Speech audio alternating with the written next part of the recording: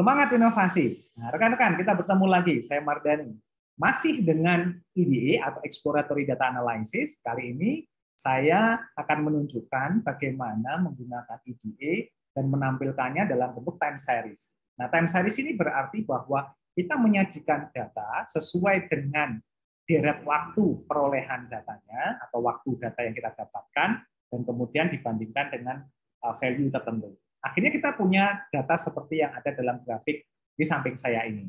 Kita bisa jadi mengetahui ya, data ini ketika kita sajikan semacam ini, kita eksplorasi semacam ini, kita jadi mengerti, oh ternyata ada pola tertentu, ada sesuatu yang kita bisa nampak. Terasa nggak?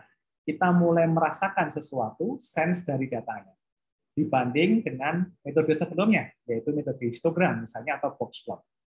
Nah, time series ini biasanya sangat diandalkan oleh banyak peneliti atau analisis big data karena memang dia merekam ya kejadian setiap event waktu sehingga harapannya potretnya menjadi real dan natural ya.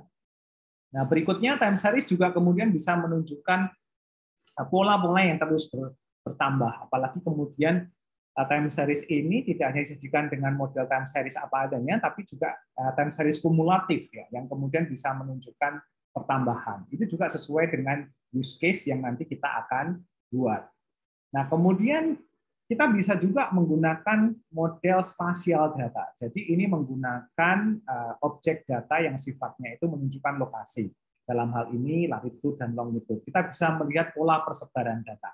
Nah, biasanya kalau kita menggunakan hanya sekedar latitude dan longitude, kita bisa melihat seperti grafik di samping saya, pola-pola persebaran data. Dan sebenarnya pola-pola persebaran data ini, kalau kita baca latitude dan longitude-nya, itu merepresentasikan suatu area geografis tertentu. Tapi yang menarik, titik-titiknya ini menunjukkan ada pengelompokan-pengelompokan tertentu, atau pola tadi. Ya. Nah, ada juga modelnya dengan menggunakan semacam spasial model. Ini contoh ketika ada data pemilu, pemilihan berdasarkan daerah, itu bisa ditampilkan dengan konsep spasial semacam ini. Juga membantu kita untuk men-trigger atau mengeksplorasi datanya itu bunyi something apa tidak, jadi semacam itu. Nah, kemudian bisa juga nanti model yang sama seperti seperti spasial tadi menggunakan scatter, tetapi dengan menggunakan variabel yang lebih dari saja satu. Nah, sehingga efeknya kita bisa menambahkan beberapa variabel tambahan, sehingga nanti akan lebih interaktif. Dan ini sebenarnya nanti menunjukkan pola persebaran dari sebuah data.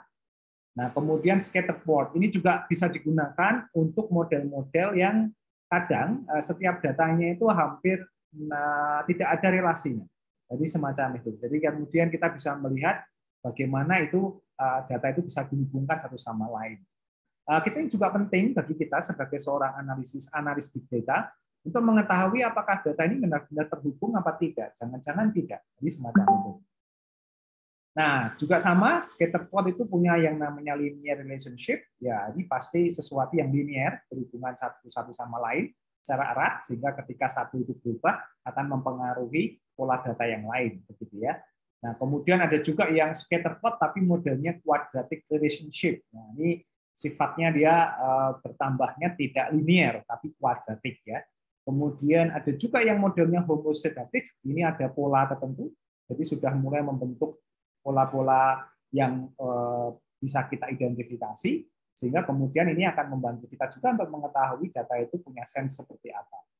Nah, kemudian ada juga yang heterosedatif, ini adalah polanya tidak linear, tapi polanya itu sebenarnya mirip-mirip kayak kuadratik, tapi punya area. Jadi ini juga menarik untuk kita perlihatkan.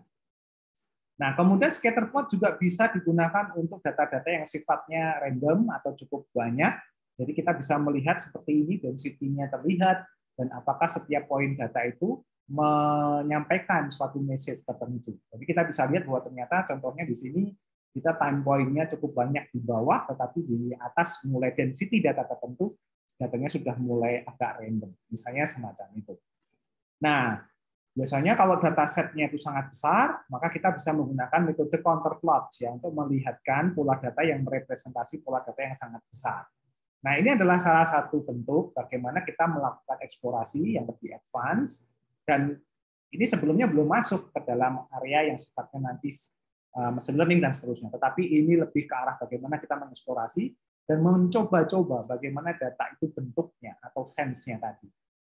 Kita akan lanjutkan di video penjelasan berikutnya. Semangat inovasi!